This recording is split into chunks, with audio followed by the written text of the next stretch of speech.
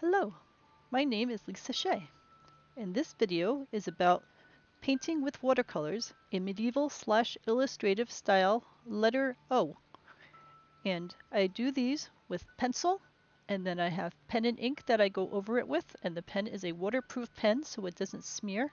And then I paint in the design with watercolors, and I have a selection of inexpensive different types of watercolors that you can see here in my pan. So I use tube watercolors just because it's cheaper to do it that way, and then you squish out as much as you need to use into the pan. And it's fine when they dry. Watercolors can dry, and then you just re-wet them, and they are set again. So here are some examples of previous watercolor letters I've done. So that was an M, that was a V, that's an X, it's a letter I, it's a letter Q, and a letter N, and a letter A. So you can see a sense of there's different styles that you can do. You can do ones that look sort of tree-like. You can do ones that are more medieval style. So whatever style you enjoy doing, you can make it to fit your own interests with whatever colors you're interested in, what other extra shapes that you want to add in for the people that you're doing these for. And it can be a lot of fun to make personalized gifts for people. So in this particular case, we're doing a letter O, which is fairly simple, as you can see there with the previous letter I did with the sun and the moon in it. But that also gives you opportunity for all sorts of different designs and extra objects and that sort of thing into it. I will note that the original recording I did of this destroyed the audio track somehow. So I am trying to re-narrate the video, and I imagine that for some parts I'll just be quiet and let the music play, but for other parts where you need assistance I will try to speak up and let you know what I am doing. But I'm using just regular watercolor paper. This is Artist Loft, which is a Michaels brand, but you can use whatever one you want to use. As I mentioned, the actual watercolor paints that I use are fairly inexpensive. They're things like Reeves and Marie's and those sorts of stuff. So you don't need very expensive watercolor paints. You can use inexpensive watercolor paper, whatever brushes you want to use, and it's just good to have a separate eraser with you. So that's the watercolor paper that I'm using. These are the brushes I use, which is just a set of Michaels inexpensive brushes, and pretty much I always use just like a number 8 round. I don't even switch between the different brushes that I have available to me. But it depends on your painting style if you like to switch between little brushes and big brushes. And then for water I have a 2-tin thing, and you can just get these at Walmart or anywhere that has cheap plastic bins. But it's good because the big one you rinse your brush off in to get all the extra paint off of it, and then you have a nice clean area to get fresh paint, fresh water to do your painting with, and that way it keeps your colors from getting too muddy. So we will get started here in a second. Start with a pencil. That one didn't look too sharp. I can even tell just from rewatching the video why I would put that back pretty quickly. That's the Sakura Jelly Roll pen. It doesn't have to be that particular pen, it just needs to be a waterproof pen. And you do want watercolor paper because regular paper gets very soft and mushy when you're trying to paint on it. So you want to be able to have paper that'll stand up to the water involved in this process.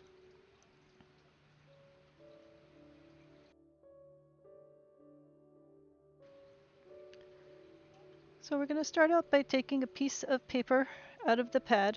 I always like to keep the paper separate. I know some people like to paint right on the pad, and if I'm using a spiral bound notepad out on location or something, I might keep it in there. But there's so many times that the water creeps around the edge of the piece you're working on onto the next piece underneath. So it's just better to have the paper separate. And you might even want to put something underneath the paper so that if you go off the edges, it doesn't get on whatever table you're working on. Watercolor clears up pretty easily, so it's not that big of a deal if you get watercolor paints on the other stuff that you're working with, but it's sometimes just better not to have to deal with it and put a piece of cardboard or something else underneath what you're doing. So there's the previous letter O I had done with the sun and moon kind of theme to it, and some little stars around the edges of it. But, you know, I like to do things different. I suppose many artists are like this. I will paint something a bunch of times until I really like the way they have done it, and then I want to go on and do something else. So I don't want to just keep painting the exact thing over and over again, which is a shame because you get really good at doing a particular kind of thing and you think that you would then want to just crank them out. But I think for most artists, you want to keep doing something new and different and challenging yourself. So we're going to do a different style of bow and a different form of working with this.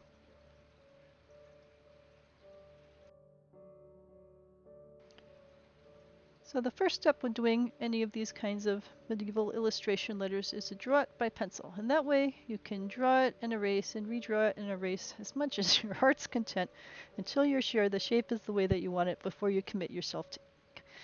And I always highly recommend having a good external eraser because for whatever strange reason, the erasers on the backs of these pencils are rarely much good. So we're going to take some runs at drawing the letter O, and it usually takes me a couple of tries to get something as symmetrical as I want. And I'll note that I am not a perfectionist, clearly, when it comes to trying to make shapes in a certain dimension. I like the hand-drawn, handmade aspect to it, that it's clearly done by a human being and not from some Photoshop-generated algorithm. But that being said, I still have an idea in my head of what kind of a shape that I want to do. So I am going to do a bit of work to erase and reset until I get this in the right shape. But I will not narrate that process since I think you get a sense of what I'm doing. So I will just let the music play until we get around to the pen and ink process.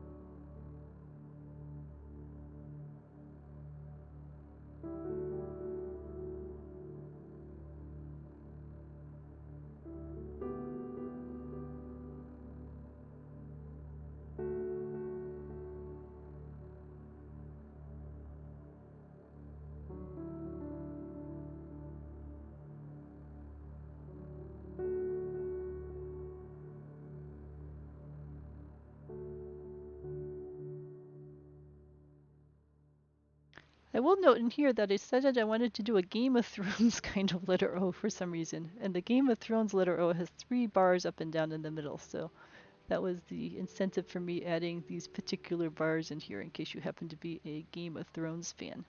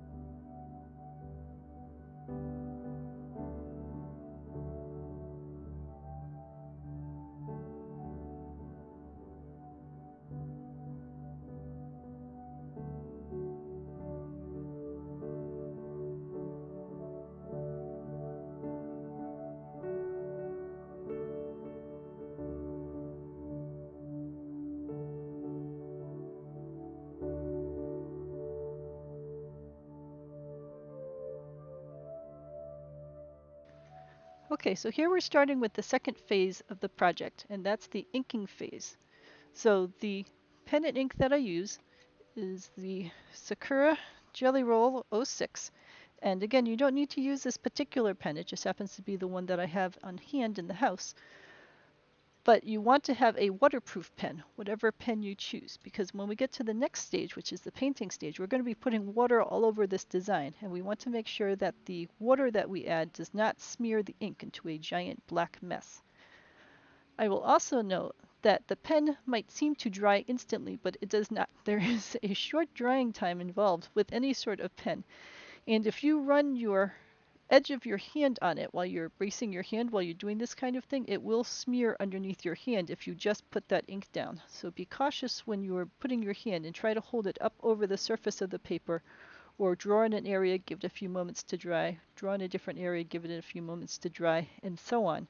You want to be able to give that up, and here's the cat coming over to lend a hand. Yes, Zuzu the cat loves to participate in these art projects and is probably over drinking the water, which is fine when it's nice and clean, but I of course don't let her drink the water once I start putting watercolor stuff into it. So she'll move out of the way in just a moment. She is so cute and fluffy. So yes, you just go over the entire design now with your pen and ink and mark it in, and just be careful not to smear it with your hand while you are doing this. So I will be quiet again while we are going through the inking process.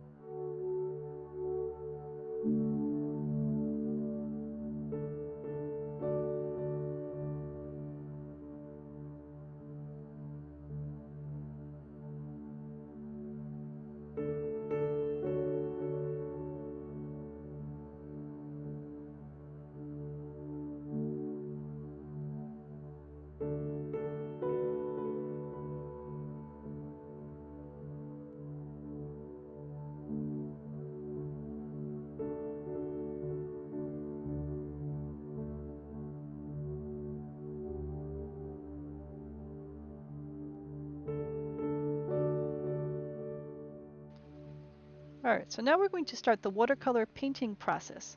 I have nearly all of my colors available to me in this pan that I have over here on the left, but in addition I have gold, silver, and copper in the little corners of the pan.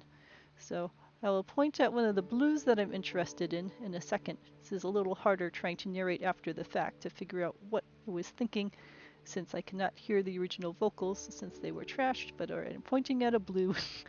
But then next I think I'm talking about the fact that I have the silver and gold in the corners of the pan beneath, and then I'm pulling out a gold to show you what the gold actually looks like.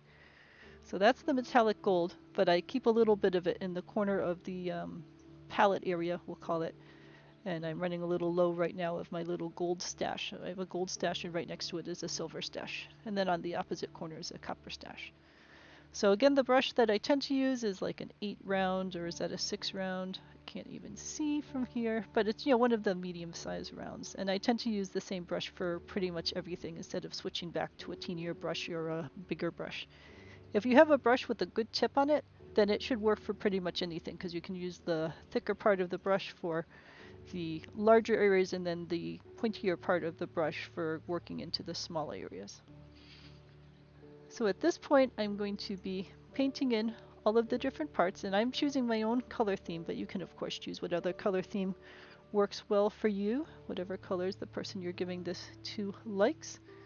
I will comment that I try to be careful when I am painting to put down one color in whatever way that I want it, and paints dry lighter, so you may have to do multiple layers to get it to end up being as dark as you want it. And then you want that paint to dry completely before you do any adjacent areas. So for this blue that I'm painting in, you see how those little circles?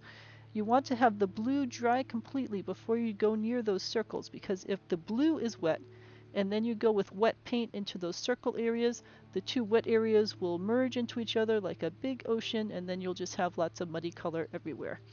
So try to always make sure that you let a color dry before you work with anything that is directly adjacent to it, so that the colors do not blur and run into each other. So other than that, I think I will be quiet as this painting goes on, because having done this already and not being sure exactly what I was saying the previous time, it'll be really hard for me to make guesses about what sort of particular thoughts I had going in. But as I watch through this, I will pop in if anything else happens to spring to mind about the way that I'm painting things.